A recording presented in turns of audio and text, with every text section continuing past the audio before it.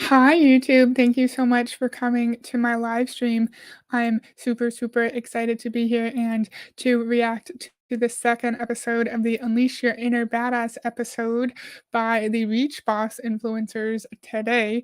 I hope everyone's having a good day on Wednesdays. My husband plays video games with his friends virtually, and so it's pretty early. It's at 6 our time, so we always go out and get McDonald's for dinner, and I had McDonald's. It was really good. I had 2 Egg McMuffins, those little guys, little friends, and I had a medium fry. So when you go to McDonald's, what do you like to get? Tell me everything. Hi, Heather. Hi, Live Panic. Thank you for coming. Hey, Gary. Thanks for coming. I really appreciate it. And Amanda's here too. Hi, Amanda. Thank you for joining us today. I'm going to share my screen and we can just jump right in. I'm really excited for this. I'm sharing my tab audio.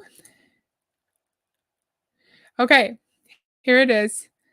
I'll try to make myself bigger and we'll make myself smaller if we need to.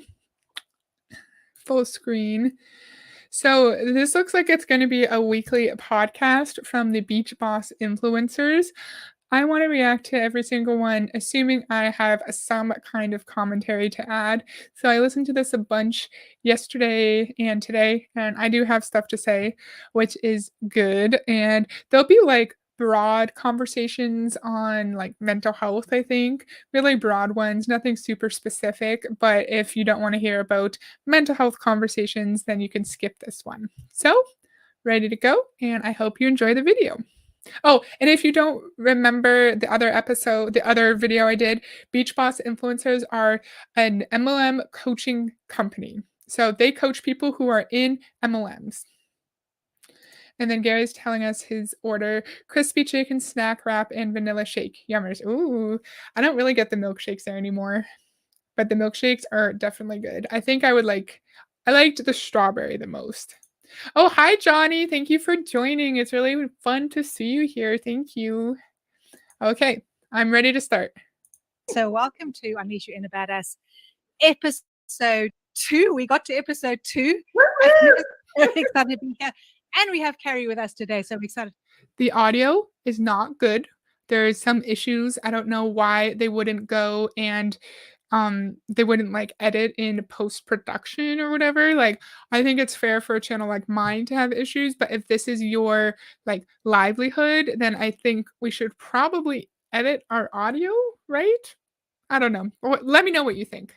To have Carrie with us today, too. Hello. So, Unleash Your Inner Badass this is going to be a weekly series that we're doing where we're talking about mindset hacks, for want of a better word, where we're going to help you get past the crap that you're telling yourself, get past the shit that's keeping you stuck, so that you can actually live the life of your dreams, live a life that you had never even dreamed possible. Okay.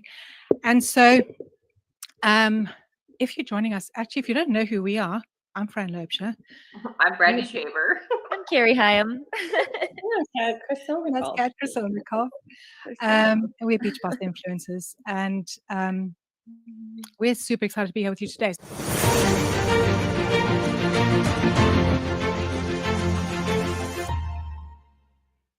I was looking. Okay. I have something in the way of the chat, so I can't really see everything. So now I can see a few comments have popped up here. These guys are just a copy of Dexter Yeager and his tool scam system. Yep. I completely agree with you, completely. Hey, from Victoria. Hi, Mark. How's it going? I hope the weather is nice in Victoria today. It's fine. We can hear it. It's fine in Victoria. Yeah, that's good. Like, you can hear them. You can hear them. It's just not good audio. And if it's your livelihood, you should have better audio. In my opinion, it's MLM. In MLM, it's all about mindset. That's a good point. And let's think about, if we were in an average work environment, would we be hearing training like this that we will hear soon?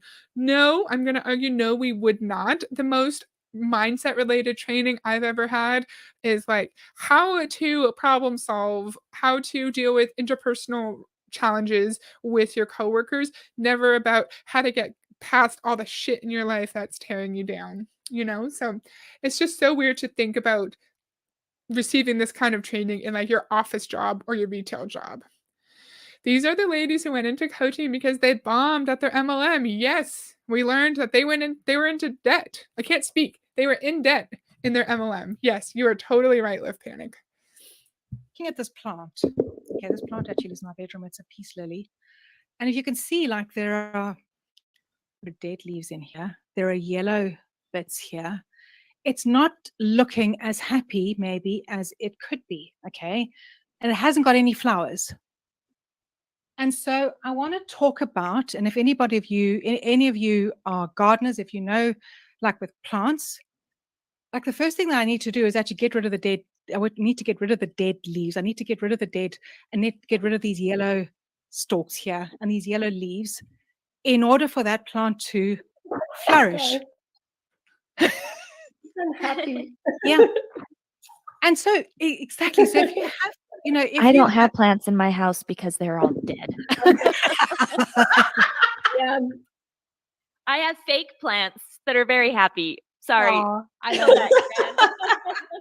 but if you think about that plant, and if you think about expanding that into life in general, for us to rise up, for you to go to the next level, for that plant to survive, it needs to get let go of the stuff that is keeping it, that is killing it. So it needs to let go of the dead leaves, of the yellow leaves, and it needs, in order to rise up. And in life, if you want to go to the next level, if you want to, you know, start achieving your dreams, there might be lots of shit in your life that you need to let go. And this could Okay, sorry. We'll let her finish. There's shit in our lives we need to let go. This could be ... be multiple things. It may be people who are keeping you stuck. It may be people who are around you who are dragging you down, who are not letting you live to your full potential, who are a negative, you know, negative energy in your life and dragging you down and making you feel like shit. Okay. To find success in MLM, we need to let go of the shit that's pulling us down, and that could be people who are in our lives who make us feel like shit. I said this a million times. There's a big difference between someone who is toxic, who's a bully, could be a sibling, a cousin, an uncle, who they are set out to make you feel bad. And they're going to talk about this later, but if you're around those people, then they could just like suck all the energy out of you and out of the room and then leave you feeling like crap after, because you go home and you're wondering like, did I do something wrong? Am I the issue or are they the issue? There's a big difference between that and then someone who just cares about you and wants you to be happy. If my spouse, my husband came up to me and was like, hey, I'm really worried about you. You seem really unhappy in your job and you say one of your coworkers is mean to you, right? Not happening. I love my job, but say that were to happen. Say if my spouse was worried about me and my job because I was unhappy and they expressed that. They are not being toxic. They are being nice. They are being caring and wanting the best for us. And so in MLM speak, someone who's pulling you down, in my opinion, is someone who does not agree with you being in the MLM. They studied Amway, Mark said. They all did. They all did. Totally. You're gonna get what you you're gonna get what you get from me, okay? These are the unfiltered Fran This today. is the unfiltered Fran, okay? It may be distractions. I am going to make an admission here. I have an addiction to games on my phone. I literally have an addiction to games, and I had to let go of these games. I had to delete them, and before I deleted them, okay? I have a confession. I reached level 7,000 something on Candy Crush. Candy Crush. And 2 months ago, I said enough is enough. And I deleted that whole app from my phone.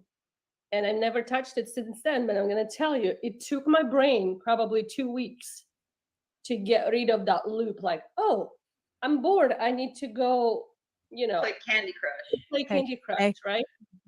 And I mean, nothing wrong with playing. It seems like innocent game, but then you find yourself 2, 3, 4 hours later playing the game. It's like, what the Oh, I went to say something and I couldn't talk. We have to remember their motive, right? So they want us to get rid of distractions, not because it's what's best for us. Because if we're not spending 5 hours playing Candy Crush, then that's 5 hours and that we can devote to our business.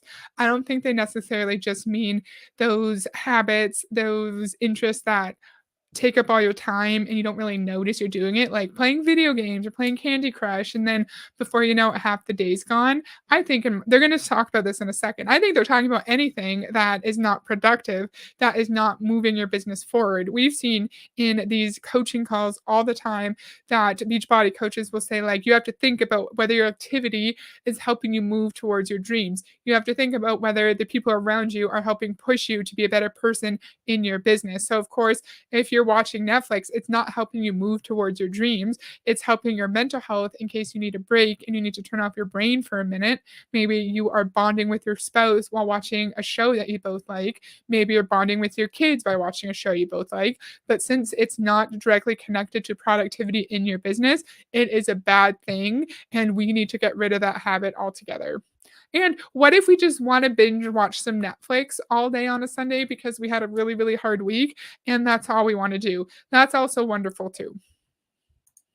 heck? It consumes your entire everything, right? And that's what I did. I deleted the app and I'm like, Mario all over again. it's Mario all over again. And I'm like, you know what? It's controlling my life and I don't like it. I want to control my life. So it had to go. And it wasn't easy. It wasn't easy. Like 2 weeks, I caught my brain going into that. Yeah. Just like you give up smoking or So you go, anything. like you pick up your phone, and the first thing is like, oh, let me go play that game again. Yeah. And 2 hours goes by, and so that is the one thing. And let us know in the comments if that is something that you can relate to. What distraction is in your life that is stopping you? Call it a weapon of mass distraction. Okay. That weapon of mass distraction may be drugs. It may be alcohol. It may be games on your phone. It may be binge watching Netflix. There may be weapons of mass distraction, okay, that are stopping you from doing the things that are going to move your business forward, move you forward, let you live the life of your full potential. Okay. So, and think about, so going back to the people. Maybe it's good for us to watch Netflix and maybe binge our Netflix show on Sundays because we had a hard week and our mental health is struggling, and it will actually help us reach our full potential if we take a break, and it'll help us be a better employee, a better spouse, a better parent, a better friend if we have the ability to turn our brains off. It's a good thing to know when we need a break and when we need to step away from the world. It's not a bad thing to stop for a second and just not be productive, because I think in modern day society, there is pressure to always be doing something. And I think it's important for us sometimes, if this is what you want to do, it's not good for everybody, but to just do nothing. Maybe just like sit on the couch and look at your phone, or just like sit on your porch for a while and just look at the cars. I've had some really nice times during the summer. I would eat a Tim Hortons donut sitting on my porch and I would watch the traffic, and I did that for like 2 hours and I really liked it. Okay, I missed some comments here. Thank you for your comments. This is fun. Okay, I don't think it's the job of the people around you to push you to be your best. MLMs need to stop pushing this narrative.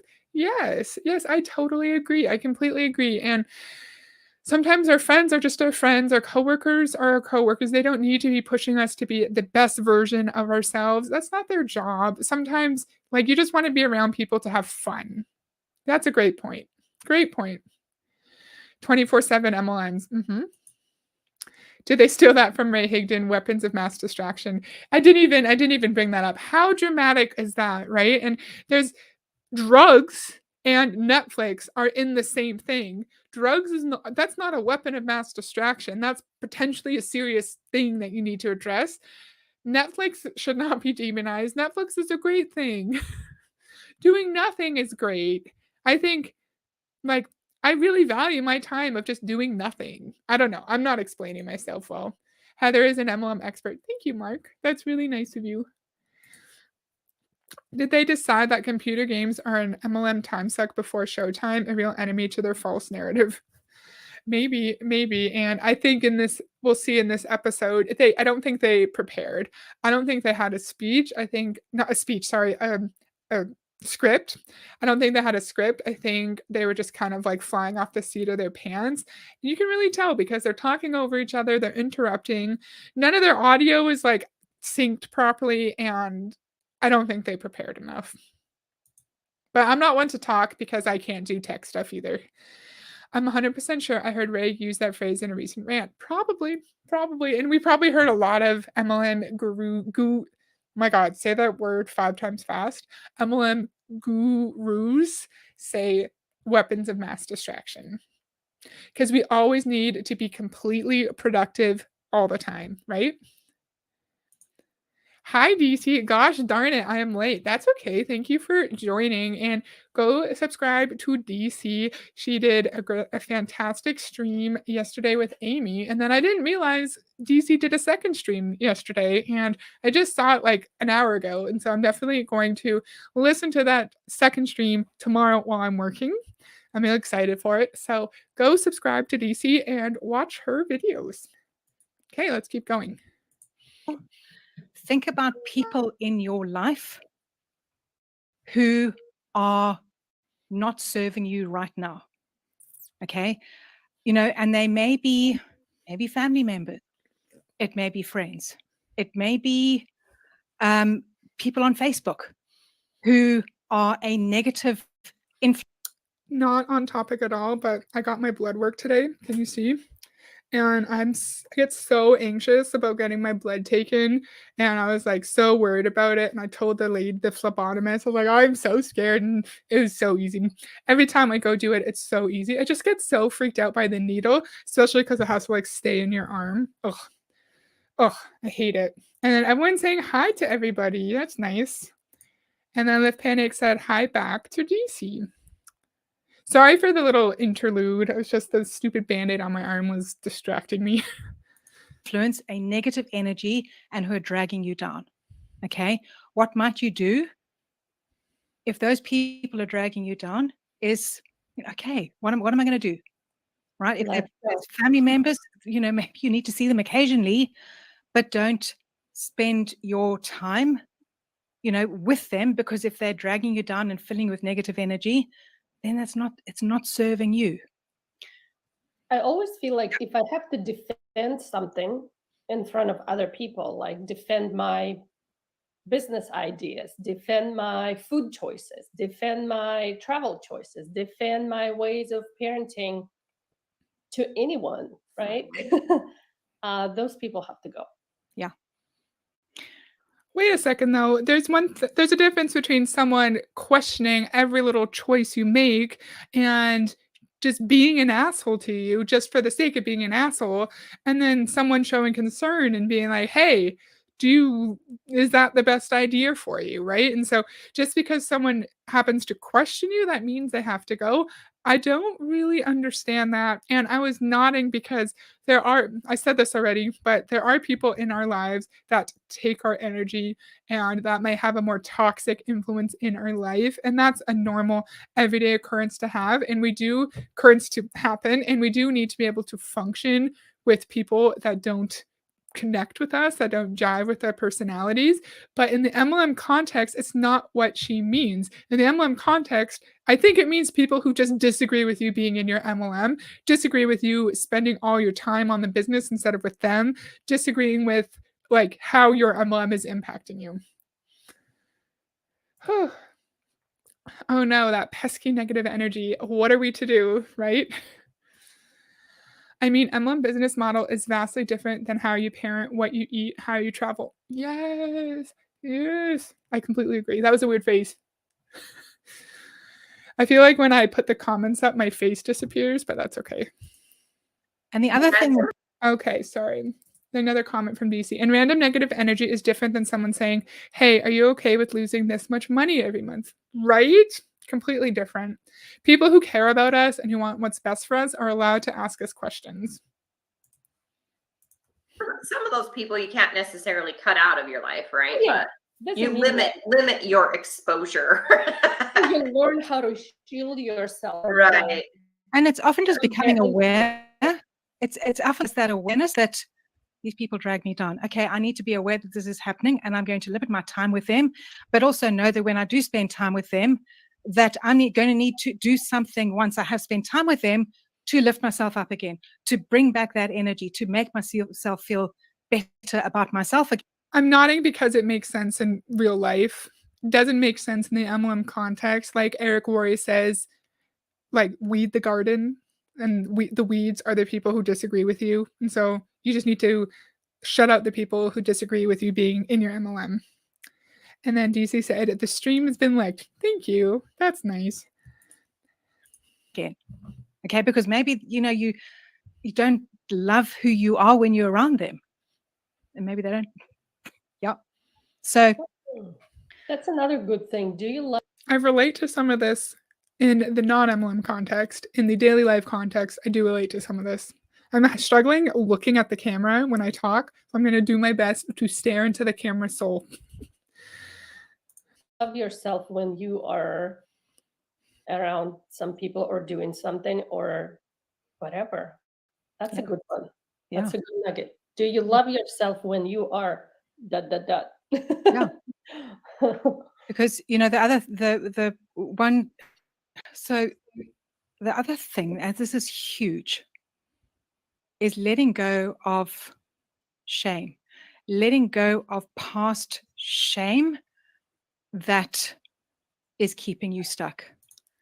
Excuse me, are you a mental health professional? Don't tell people to let go of shame. You don't know what they're going through, but I should actually let her talk. I'll let her talk. We'll let her get her point out, and then we'll talk about it. I'm going to share something with you. I failed first year university. I was always like top of the class. I always did really well at school. Not in English. Okay, I didn't do well in English. I will admit that. But like math, sciences, I did well. Got into dental school. It was never like I just knew I was going to get into dental school. I wanted to get into dental school. Got into dental school, and I failed first year. And that shame, and as much as my parents didn't want to make me feel shameful about it, and it was like it happened and that's it. Okay, go and repeat. I had to repeat the entire year. But I can remember my father once saying, "I'm glad your grandfather isn't here to see this." And it took me a long time to realize the shame that I felt, and I idolized my grandfather, absolutely idolized him, and he died in my first year at university. So he died in 1982 while I was at my first year, while I was, yes, it was in 1982. I was in first year university. But I absolutely idolized my grandfather, and feeling that shame that like I was a failure. A long time to get with that. I wasn't a popular kid at school. Like I didn't have a lot of friends. I never had boyfriends. My first boyfriend was when I got to my first year at university. That's my first time I had a boyfriend. Like I didn't have boyfriends at school. I wasn't I was the nerd. That's the reason you failed your first year of university. You got a boyfriend. I know. Why is everyone else so quiet? And then Carrie's like, boom. That scared the crap out of me. And I've listened to this like 10 times today, and that scared the shit out of me. Oh my God. Okay, so we all need to let go of failure. We need to let go of shame. She failed the first year of university, and her parents were kind of mean to her. They were probably upset, especially if they paid for her education. They were like, hey, you wasted our money. I totally get that. However, you're 18, 19, like it's okay. Like it's not going to affect you in 10 years. So now just like move on. It's okay. That's fine. But like getting over that kind of shame is different than like something major happening in your life like recently. And I really don't like the idea of like this is our workplace. Someone at our workplace is telling you to move past your shame, move past your past shame in order to be successful. Why does my past, say my childhood, anything to do with anything internal? Why does that have anything to do with my success in my office job where I sit at my desk and I write things and I edit things and I research things? Why does that have anything to do with it? This should not even be a conversation for our workplace. Horrible, disjointed, pointless. Yeah, they didn't prepare for this at all. Yeah, it's not going anywhere. I had fun.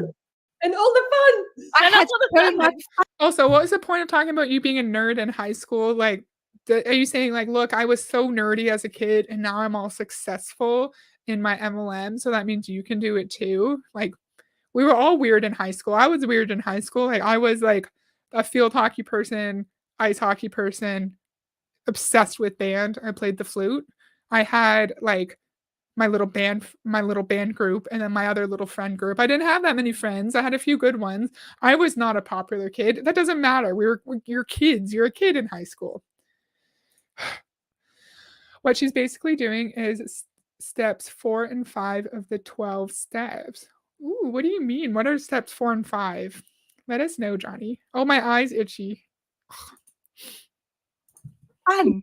In fact, Wayne said he was a little bit scared of me when he like saw me. He was like, he thought I was a wild child. He thought I was doing drugs. He did, because I was hanging out with the wild kids who were doing drugs. I never did. Like, I have never, ever, ever. I'm so innocent. I've never, ever touched anything. But I had always had this shame. Yeah, I think shame is something that is definitely, most people in their lives have something, and it's kind of like we try to bury it, right? But it's like that baggage, you put that shame in your backpack and then you're packing it around. And I think what Fran's trying to, the point Fran's trying to get at is with the plant and, letting go to level up.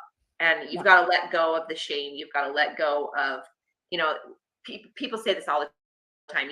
You've got one foot in the past, one foot in the future, and you're peeing on the present. Like, let's focus on where we're at right now and moving forward and dropping all of that. Like, that's in the past. You can't change it. At the same time of like, Are we not able to have success in our MLM if we are holding on to anything in the past at all? Like something super traumatic, something not as traumatic, say, like our sibling, our cousin said something really mean to us and we're not talking to them anymore. Like, that's like, we have to let that go too. Like, we have to let anything go, any kind of energy that is not completely positive go to find success. Why do we need to not have anything in our past that bothers us in order to have success in MLM? I really don't understand. Is this a training? Are downlines sitting there listening to this? There's not many views on this. It was 5 days ago, 21 views. 0 likes. I get likes. I get more likes than 0 for 21 views, and they have over 1,000 subscribers. If you're interested, you can go check out their channel, but just like be nice, of course. Beach Boss Influencers is their channel name. But yeah, like, what are we learning so far? We're learning that we have to get rid of shame in order to find success. That's what we've learned. shame, like guilt. I feel like Yeah. shame and sometimes guilt go hand in hand. Mhm. Like, I let like mom guilt especially, and I don't mean to only focus on moms here for a second, but I'm going to, because a lot of times we put our kids in front of the TV for 20 minutes so that we can get some work done, and then we feel guilty and we don't work our business for the next 3 days because heaven forbid they watch Pinocchio. I have Pinocchio on right now because she's running around crazy, and I don't feel guilty about it. But had this been 6 years ago, the guilt would have ate me alive that I put a movie on. Heaven forbid I'm not right there with her 24/7 teaching her things, And there are things in my life that I do feel guilt about. But because of that guilt, I use that guilt as fuel, right? I take back a look at the first couple years of growing my business. I missed out on so much time with my kids. And I kind of go over and above now to like, we're going to Disneyland here in a few weeks. We went to Mexico. Like, we're kind of weekend warriors. We're always doing something now. And a lot of that has to do with guilt that I feel because I missed so much of my 2 little boys growing up for those 2 years. And for the longest So she missed a lot of her boys' lives growing up when she was first building her business, and she wants us to let go of the guilt we feel as mothers or as parents. I'm not a parent. I don't know anything about mom guilt, of course. I feel like it's really relatable for a lot of people to feel guilt as a parent, like what she just said. I think a lot of parents have felt guilty if they let their kids have too much screen time, or maybe they weren't very patient with their kids on one night. And she has a point that we have to let go of that guilt in order to be there for our kids and be present parents. So that part's fine. It's interesting. She talked about how she missed out on so much time with her 2 boys, and now she's trying to make it up by being weekend warriors. And it's interesting because she was probably sold the idea that if she joins this MLM business, she is going to have so much time with her kids and she's going to be a present parent while working from home. And we just hear now that she was not a present parent. She missed out on a lot of time with her kids, and that's time that her kids miss out with her, but it's also lost memories for her as their parent. And I don't know how old her kids were. Say they were like 7 and 8, 7 and 9 or something, right? Her kids are never going to be 7 and 9 again, and it's really sad that people are sold the dream of being present and home with their children, but then they're home, but they're not present. And my parents worked full time and were very present and were at all of my hockey games and hockey practices and school events and band concerts, and they were more present than the majority of people in MLMs are, yet they worked full time. 12 steps to recovering basically take personal inventory of your past, like people who have hurt you, then talk through it with another person. Oh, thank you. That makes sense. Are they wanting people to take care of the things in their past so they won't quit on the MLM opportunity and can just focus on doing their job? I think so. I don't think it's about wanting what's best for the people listening, wanting them to be mentally healthy and well. I definitely think you're right. It's about people being able to focus on their MLM. Ladies, you're running a cult. Yes. We can always rely on you for the one-liners, the witty one-liners. Maybe she should listen to the guilt at least a bit. You don't get that time back. Maybe she'd be better for it. Promise, yes. Or she'd be better for it. Promise. Yeah, you don't get the time back with your kids. Like, you don't get it back. They're never going to be 9 again, right? Like, you're never going to get that time back. And I think we don't know exactly what her level of success was in her MLM, but we know these women did not do well. And so she missed out on time with her children to not do well in her MLM, but now they appear to have a successful MLM training company. So maybe it was worth it. I don't know. It's sad. Mom guilt, parent guilt is a big thing in MLM. time, and Brandy can attest to this, I would say I can't. Like, I was just like done. I wasn't going towards my dreams because I allowed the guilt. It was, again, something I put in my backpack and I put on me. And it wasn't until I did some work up here and I realized that the guilt that I was feeling was not serving me. And it wasn't serving my kids either. Right? I'm a pretty damn good mom. I mean, I'm taking my kids to Disneyland in a couple weeks. We have annual passes to Disneyland. We live in Utah. How many people have that? Not very many, right? And it's because I let that guilt go. And had I not let that guilt go, I would have never gotten to the point in my life where I would have ever been able to afford annual Disney passes. So how do Gary said maybe she should listen to this guilt. That's true. Like, maybe she should examine why she's feeling guilty being away from her kids and examining how she's spending her time and the results of her spending her time on her MLM business and determining whether or not that sacrifice is worth it. Also, it's interesting how we're talking a lot about moving past guilt and shame, but we know the moment you're in an MLM and you're not focusing solely on your business, you're not meeting all the goals, you're not ranking up and maintaining your rank, you will be guilted. You will be told to take inventory of your time. You will be told to get rid of weapons of mass distraction like Netflix. You will be guilted for watching Netflix and needing to take some time off. You will be shamed for everything that is not directly related to your business. You will be shamed for not being a product of the product. So I find it interesting that they're telling us to move move past that when the industry that they're in, that they're promoting, is full of guilt and shame.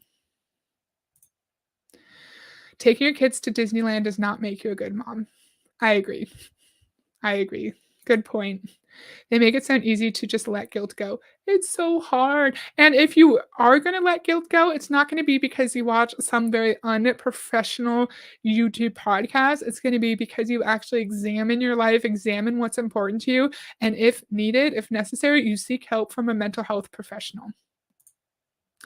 Like, oh, you feel guilty about something? Just stop thinking about it. Yes, positive manifestation, right? We just have to think positively and we have to say, this guilt is not serving me. I'm going to let it go. And then you just magically let it go.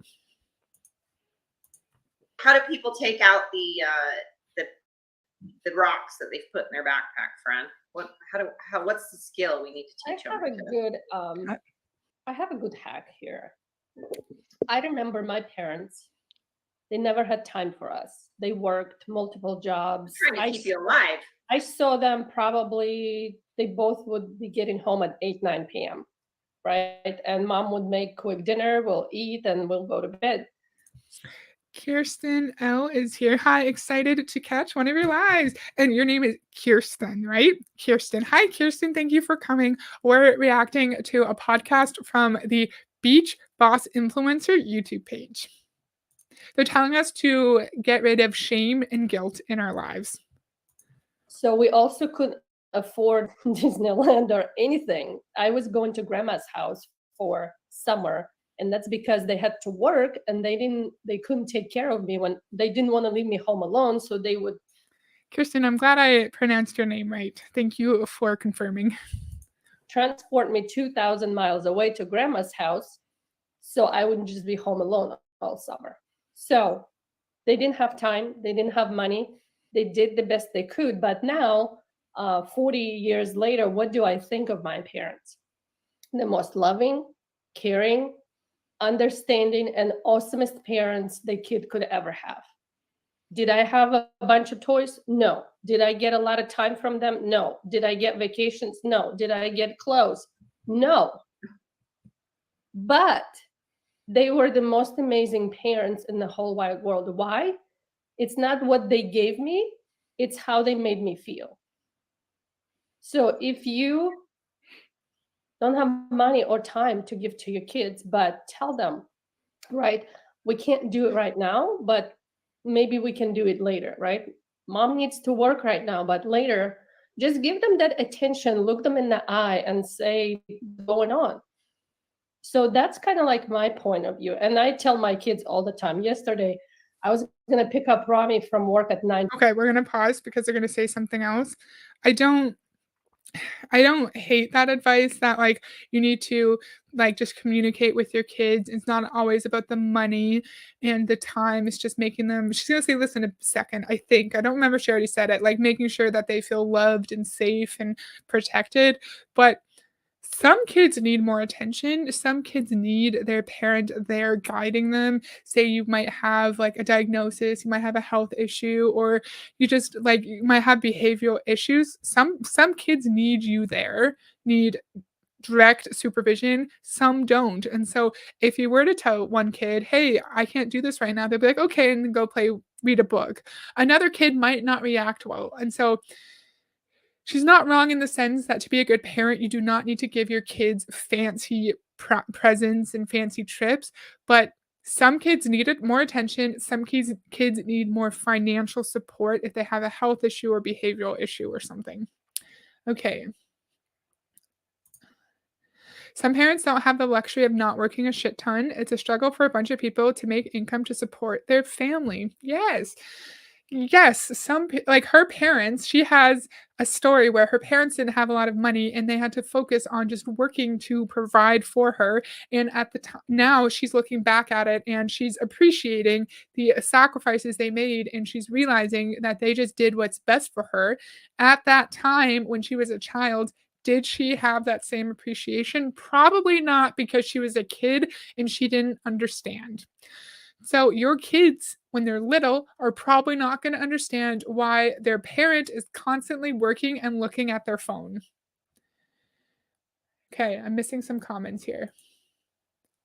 The one literally said, "I'm a good mom. I took my kids to Disneyland," right? Yes. Hey, Kirsten, how are ya?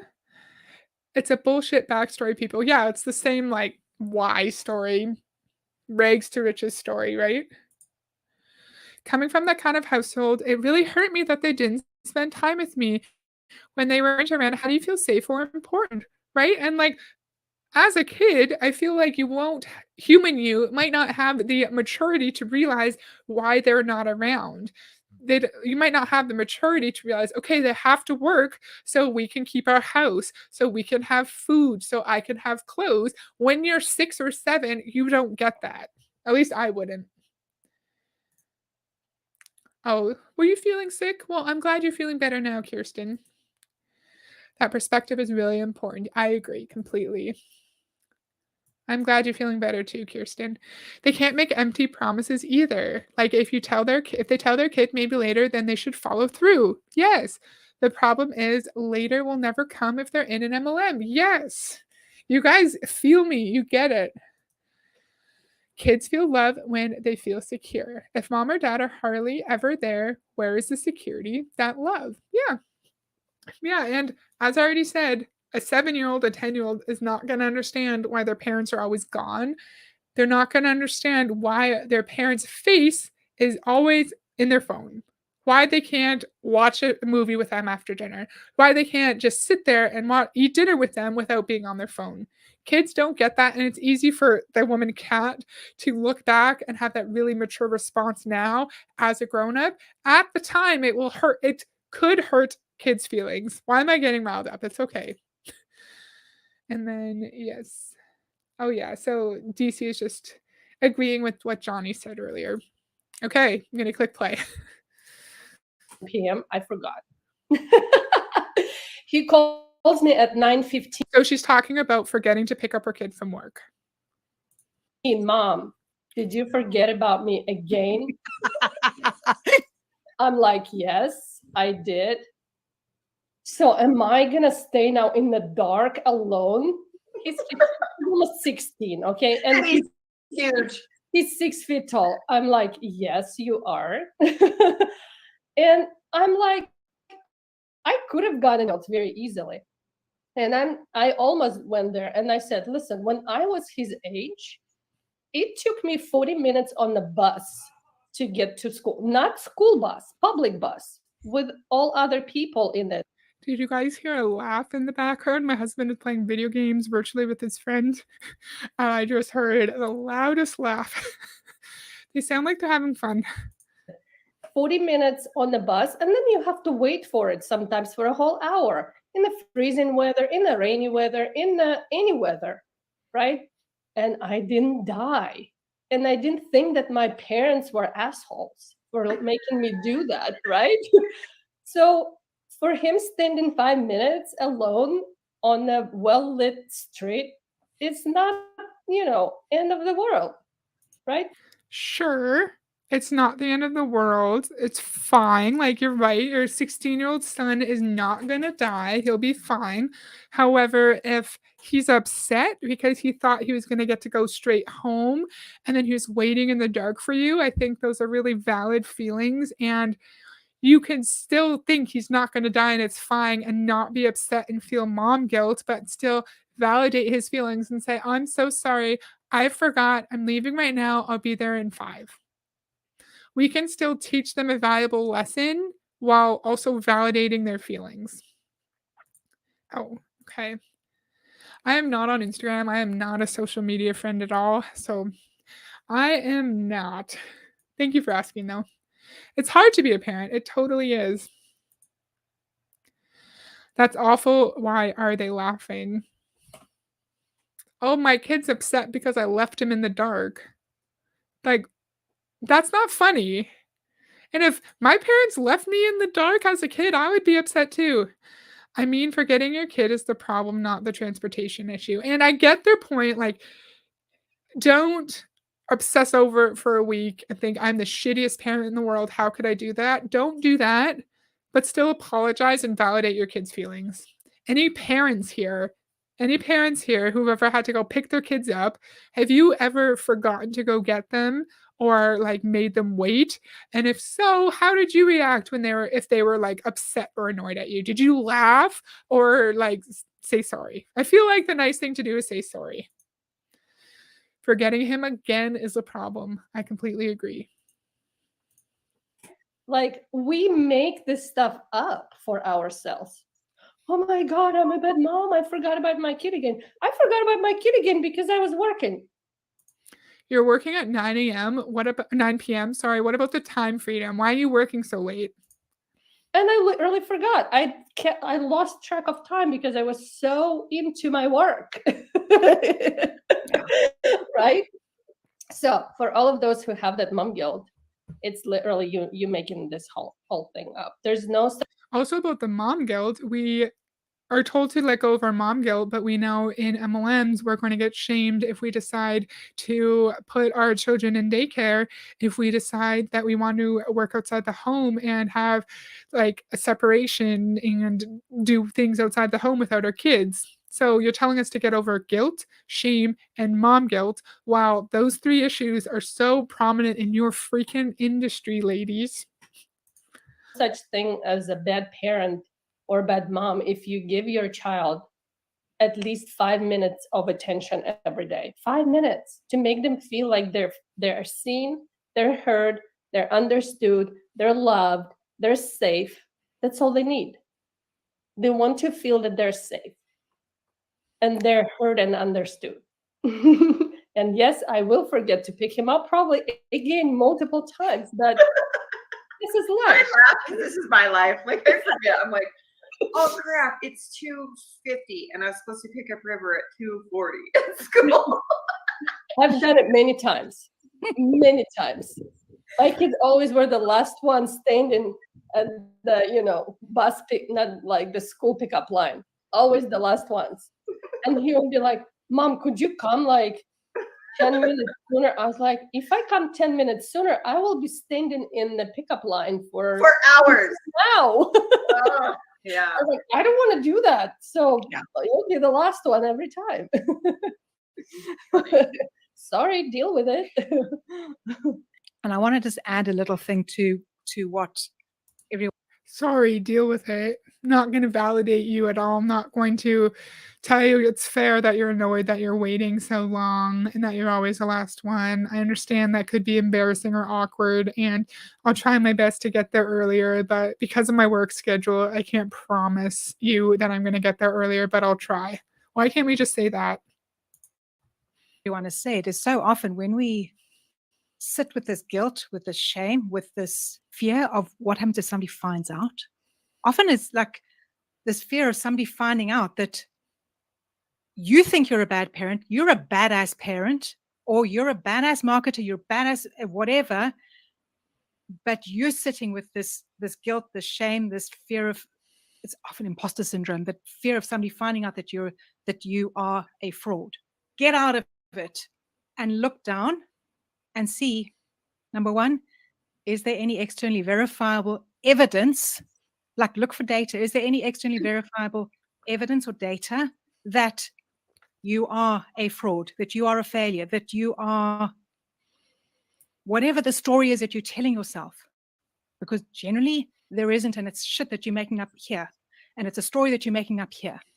And so literally try and step out of your body, take a look, and have a look down and see, is this just a story I'm telling myself? And then It is. turn around, I'm just give gonna yourself tell you grace. how it is. Yeah, give yourself a little grace and start. And this Kat spoke about this earlier, and I mentioned this earlier. Start off by just giving yourself a little love and start loving yourself.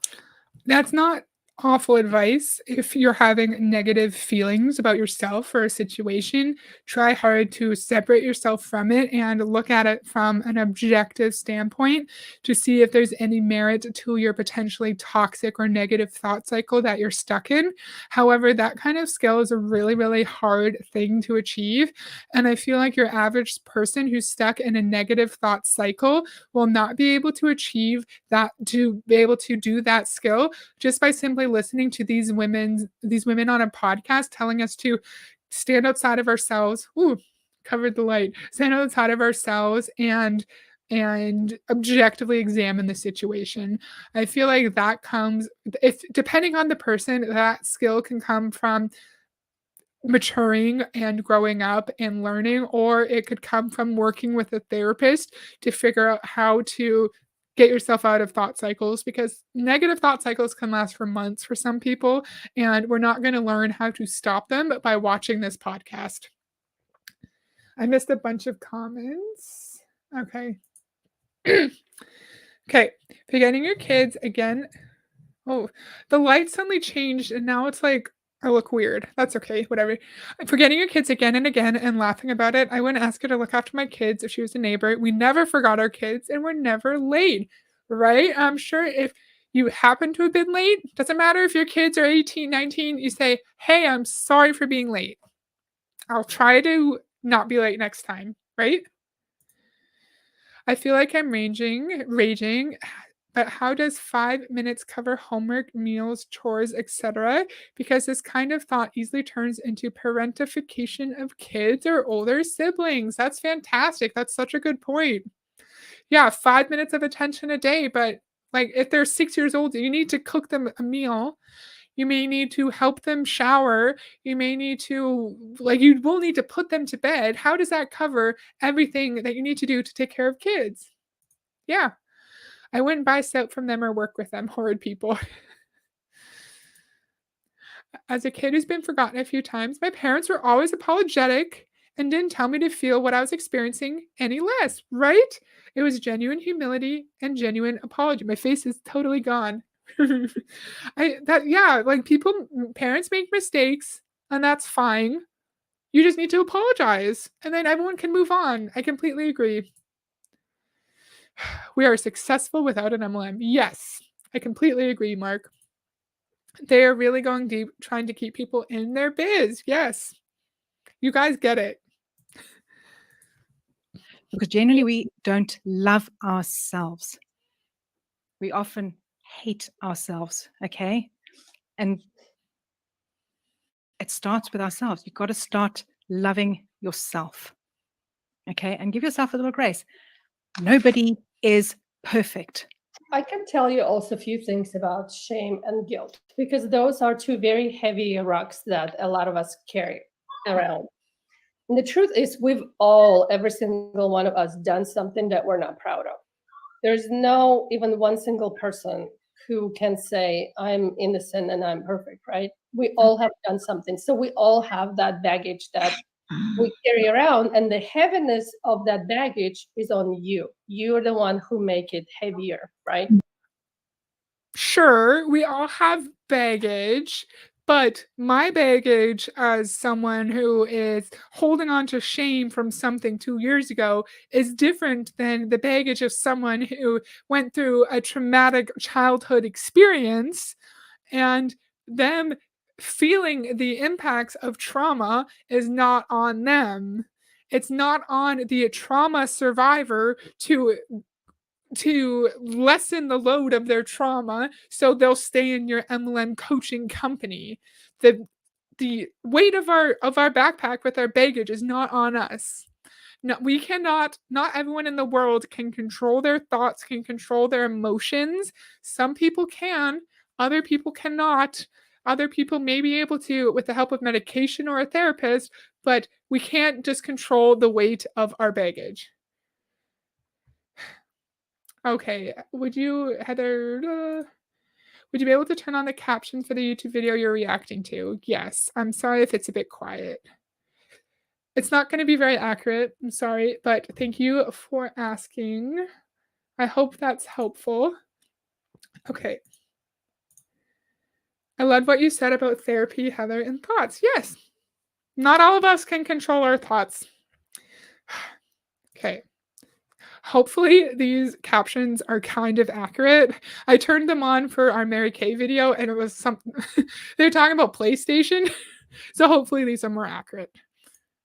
But with the shame, it thrives in the dark corners. Mhm. So if you hide something, if you go above and beyond to make sure nobody finds out, right? Because it's going to make you feel uncomfortable and bring up that shame. Honestly, that shame lives inside of you all the time, not only if someone finds out it, but actually when the shame is Shine a brought, light on it.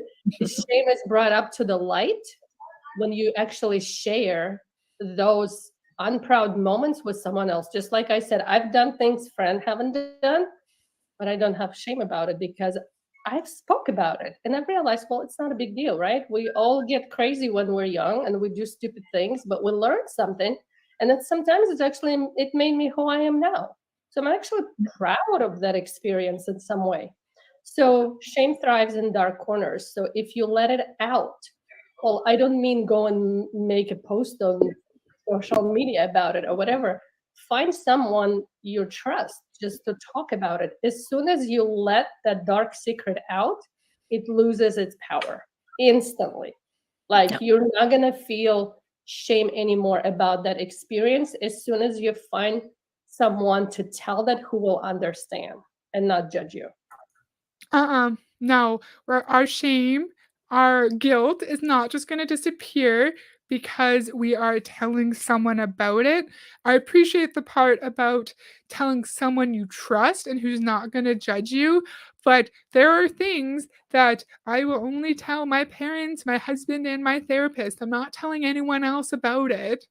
For a long time, I was only telling my therapist certain things because therapists are trained to help you through really deep serious things and really negative thoughts, and that's why they're there. And if you're not ready to share your shame, you do not need to share your shame, even if it's with someone that you care about.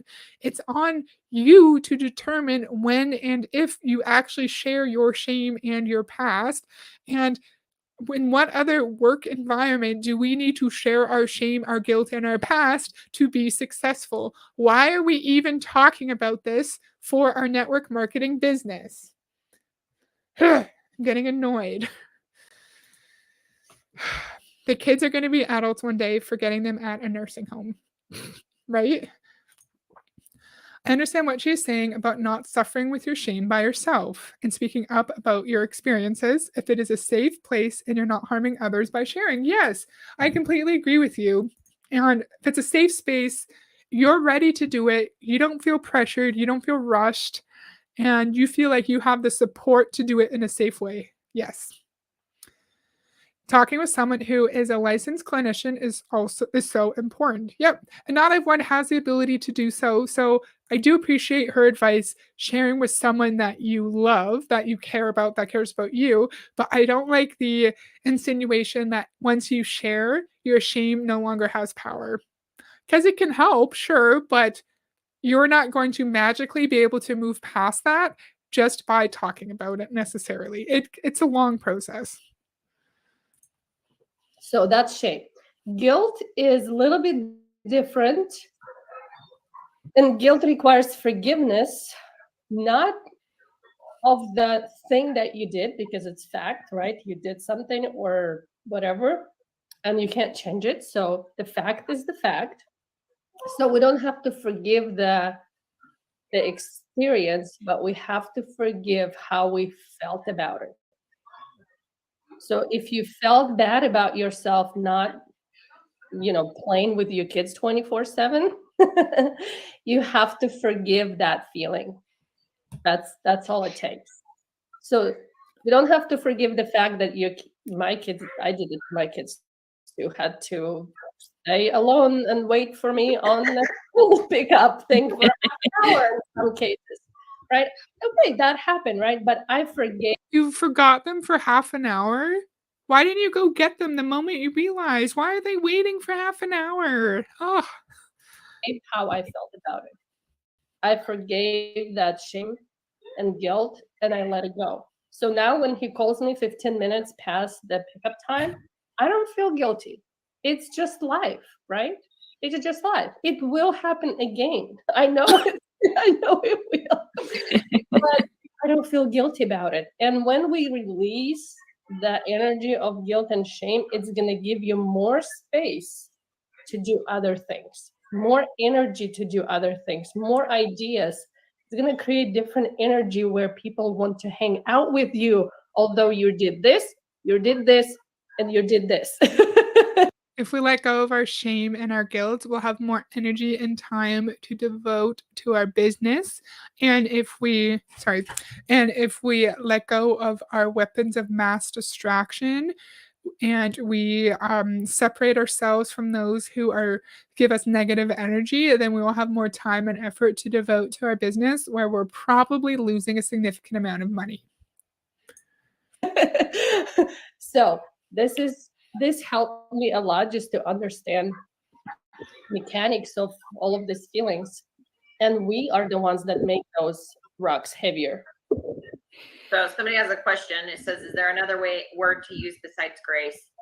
Another word for me would be patience. Forgiveness. I mean, Patience, forgiveness, compassion. patience, compassion. You think about the pressure that you put on yourself, you know, for all these things that you've done or you feel shame or guilt about. Do you feel that way for other people? Like for Fran, right? That she just admitted she failed her first year of university, right? Do we all judge her and be like, oh my gosh, you're a bad person, Fran? Like, you know, you should never have become a dentist. You failed the first year.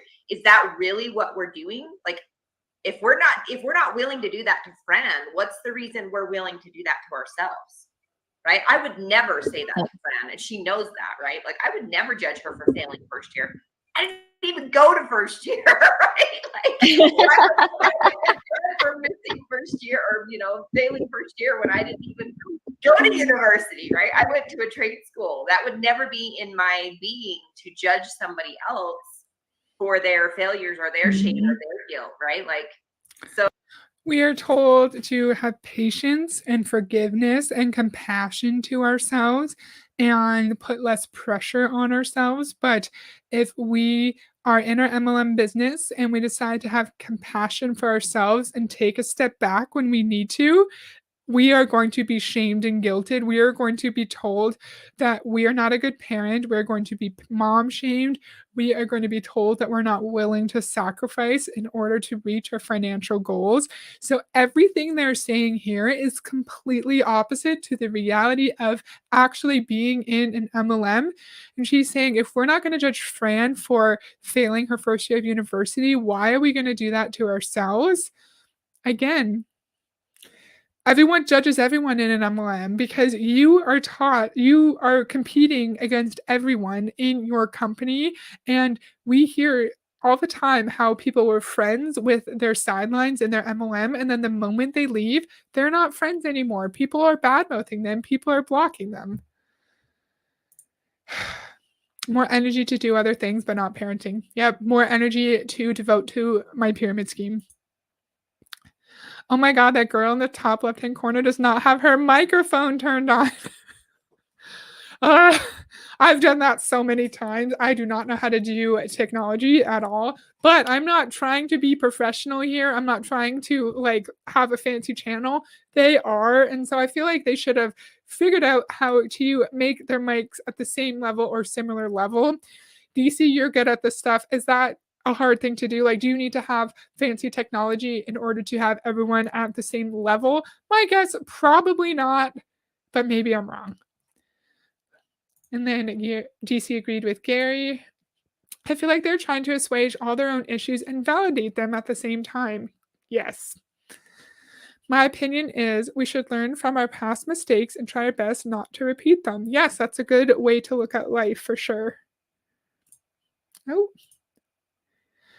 The way she has doubled and tripled down on her parenting, unbelievable, right? I feel like most parents don't need to justify that they're a good parent this much. Everyone is competing in an MLM to get the most customers and the most downline. Yes, in Beachbody, if you recruit someone to be in your downline, that is now your competition. I completely agree. I was muted on my own live stream this morning, so it was just a whole sea of technical difficulties. Aw. The person who's hosting the podcast could balance out the sound levels. But for a podcast, you generally want it to be a better auditory experience, right? Yeah, because, yeah, I feel like you would want high quality audio in a podcast. And this is not high quality audio. I feel like my audio is better. And I have this little microphone that I got from Staples for like $100. It's good. It's not fancy, but I feel like it's an issue that my audio is generally better than this. So why are we doing it to ourselves? And I think sometimes it is actually asking forgiveness of a person who you may have hurt. I used to ride horses, and I was in an eventing cross-country competition, and I had a really bad accident. I ended up in hospital. I smashed all my teeth in. I was in a bad way. And my horse, Yes, we love your technical difficulties, DC. I agree with Johnny. was injured really badly. He was an incredible horse. I'll cry. He was literally the most beautiful horse. I loved him to bits. And he hurt his shoulder so badly. Eventually he had to be put down. He had arthritis, but we brought him home. We had a big garden in South Africa. We brought him home. We had stables there. We brought him home. And my father used to treat him. He got hold of this was treatment like trying to stimulate the muscles to grow again, because the muscles had all withered away. And I never once helped him, not once, because I felt so much guilt that I had caused. It was a huge big jump, and it was going from light into dark, and there was a tree behind the jump, and like going from the light into dark, and I literally couldn't see where I was. And I made him, and I pointed him at the tree, and he trusted me so much he jumped into the tree because he trusted me, because he would do whatever I told him to do. And so I had so much guilt that I had caused this accident that eventually he had to be put down, but I never once helped my father treat him. That happened when I was 18. In fact, it happened when I was 17. And I've been carrying this guilt all this time, and I didn't know how to ask my father for forgiveness. I asked him this year. It was this year that I actually said to him, Dad, I am so sorry that I never once helped you, and I felt guilty all this time for not helping you with Fair Exchange, because I didn't help you because I felt too guilty to even look at him, because I had caused this. I didn't. It was an accident. It was an accident, and that's what it was. And Dad said, I never once thought that. He said, I never, ever once thought that you should be here helping me. And so, yes, it makes me sad now, but I asked his forgiveness. Can you imagine that happening to you? Like, you have a pet and like a member of your family, because pets are family, and like you inadvertently by accident caused an injury that like had made them need to be put down. Like, that's very, very sad. And it's very sad that she was so young and experienced so much guilt when she didn't help her father take care of the horse, because I understand you don't want to even look at the horse because like you inadvertently by accident caused their pain. And I feel that. It's very, very sad. And I'm sorry that she had to go through that at such a young age. And she's telling this story about how she felt so much overwhelming guilt, and it took her so long to apologize to her father because she was carrying this guilt around for so long. And I don't really know what else to say to that, because it does show the importance of letting go of guilt, because she was only 17 years old at the time. I think she said it was like in the 80s, and like how 40 years later, she's still emotional about it. Clearly, it really bothered her, it really stuck with her. I don't really know what else to say. It's really sad. The story is so sad. I completely agree. Such a sad story. Yes. Can you imagine? We've reached a step 9 of recovery, making amends. I feel like I'm in an AA meeting. Yeah, so interesting. Okay, we have 4 minutes left. We're almost done. But it took me a fucking long time to do that. And I should have done it 50 years ago. No, 40 years ago. I'm not that old. And I Like, think wait, you probably had the courage to do that because you worked through that pain and through that shame. And if you haven't, you probably still would carry that guilt and shame. But that's why you had the courage to do that, because you let it out, So let it go. let it go. Let it go. And if there's somebody, should we sing Let It Go altogether? if there's somebody who's hurt you, forgive them. Okay. Forgive yourself. Start loving yourself. Love them. Forgive the person that's hurt you. Love the person that's hurt you if you're ready to do that. If you are in the right spot mentally and emotionally in order to even see a person that's hurt you, yes, do that if you're in the right spot. Heather, after the stream, can you turn on permissions so I can redirect to your lives if my live is finishing up? Oh, what do you mean by turn on permissions? What does that mean? Sure, I can do that, but I don't know how. So I can look into that after the stream for sure. And DC, you have a live today at 8 my time or 8:30 in like 50 minutes, right? I don't remember.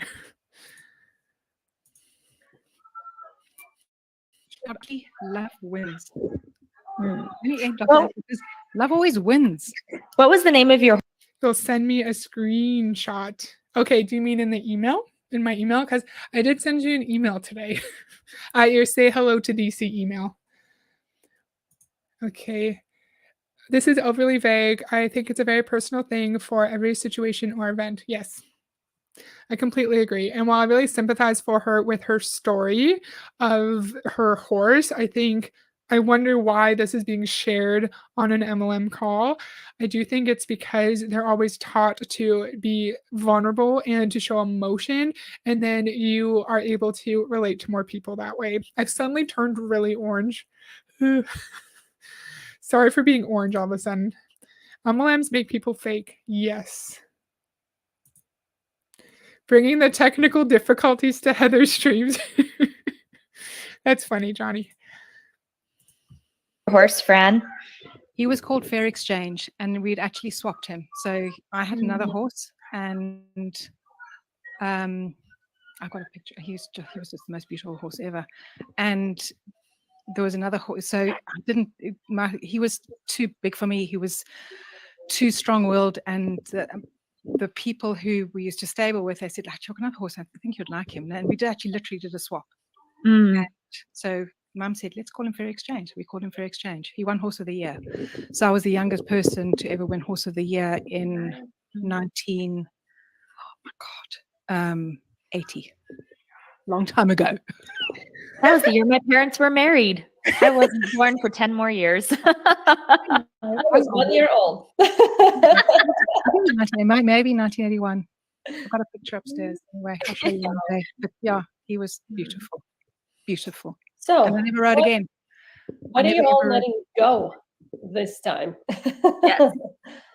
You can let go of toxic people. You can let go of high expectations. You can let go of guilt and shame. You can let go of anything. Comparitis, Comparitis. Arthritis, What else? Addictions. addictions. anything that's not serving you. Yep. Yeah, anything. And once you let go of those things that not serving you, you will have more time and energy. You know what? Or- Another thing to let go of? Stuff. Oh, stuff. Yes. Stuff. Negative people, that's a good one. It's- Negative people. But it's you know what? sprinkling Actually time. clearing out your closets, clearing out your desk, clearing out of stuff. Spring cleaning is here for those in the US and UK and Northern Hemisphere. It's my Yeah. favorite time of the year. I love throwing stuff away. I Yes. love it. Like, that's probably an addiction for me. Why are we talking about spring cleaning? Why is that even a thing? Because we're letting stuff go, sure. Like, I've always lived in studio apartments before living in our 2-bedroom that we're currently in. Like, my biggest place ever was like 460 square feet. So I'm all about like minimalism and not having a lot of stuff. This has nothing to do with MLM. This has nothing to do with what we're talking about, and I don't understand. I don't get it. Just emailed you back. Thanks for reminding me, Heather. No problem. I just sent you an email today, I think, like several hours ago. But yeah, I'll take a look at the screenshot that you send and I'll try to figure out the permissions. And yeah, Johnny said this is group therapy, not MLM talk. Yes, I agree. Johnny, that's the vibe I was getting. Okay, 1 minute. This is long for me. Sorry. Is throwing stuff away. And I don't even care if I'm going to need it. Get rid of it. I'm also the thrower, like get rid of it. But I have people in my house who are not. I have to do it behind their back. And then 5 years later, they're like, oh, remember that thing that I used to have? I'm like, no. No, I don't remember. Not a bit. All right, guys. So we're going to challenge you to let go, to level up, and let us know below what you're going to get rid of. And yeah, we'll see you next week. Next week. See you next week. Bye, everyone. Bye. So what are our learnings? Oh my God, can I even remember them? Our learnings is we need to get rid of stuff. We need to throw things out. We need to let go of our parent guilt and not worry if we leave our kids stranded on the side of the road. We need to let go of shame and guilt so we can have more time to focus on our MLM business. We need to let go of weapons of mass distraction, again, so we have more time to focus on our MLM business. This was not a direct learning, but we need to be able to be vulnerable and share things that upset us so people will feel connected to our story and will feel like they can relate to us. Did I miss any learnings? Let me know if I missed any learnings. I'm annoyed. My chest hurts. I feel that negative people is the next spring cleaning they will encourage. 100% Kirsten DC says, this rambling maudlin. Did you mean to say maudlin, Gary?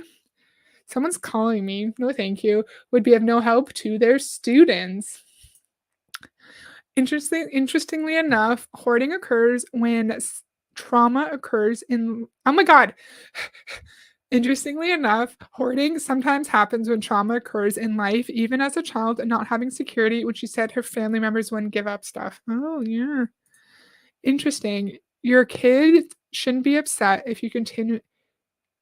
Your kids should be upset, right? If you continually leave and forget about them. Yes. Oh, yes, Kirsten, I forgot about the learning. Kids only need 5 minutes of attention per day, no more. It's okay if you repeatedly forget your kids. Yes, that's the main learning. It's disrespectful to people who are fighting with addictions when they compare real addictions to scrolling on a cell phone, right? And I hate it that they had like addictions to drugs labeled as a weapon of mass distraction in the same category as Netflix. Yes, cool. That was fun. Thank you to the friends who watched and commented. I really enjoyed the conversation and yeah, it was really, really fun. I hope you guys enjoyed it. I'm going to go live on Friday and I think I'm going to talk about I found 2 short videos from the friends who run the Audiobook Impact Academy and they're talking about mindset and it's super interesting how it's mindset in the audiobook industry is very similar to mindset in the MLM industry. So I think I'm going to do that. I'm really excited for that. Maudlin, self-pityingly or tearfully sentimental. Oh, new word. I like that word. Thanks, Carrie. Amen, DC. Make sure you make eye contact with your kids when you tell them you don't have time for them. Good learning, Kirsten. Hi, Julie. Thank you for joining and thank you for catching the replay. I really appreciate that. This was great, Heather. Subscribed. Oh, thank you, Kirsten. I appreciate that a lot. So that's all I have for today. If I'm not mistaken, DC is going live at 8:30 my time, so in 40 minutes. Correct me if I'm wrong. If you're free, go check out the stream. I will probably need to watch the replay tomorrow because I'm going to go hang out with my husband after this. But if you're free, go watch that live stream. And thank you, Gary. Good night, Kirsten. You're welcome, Live Panic. Thank you for coming. And thanks, Johnny. Bye. So I hope you guys had fun, and I'll see you on Friday. Bye.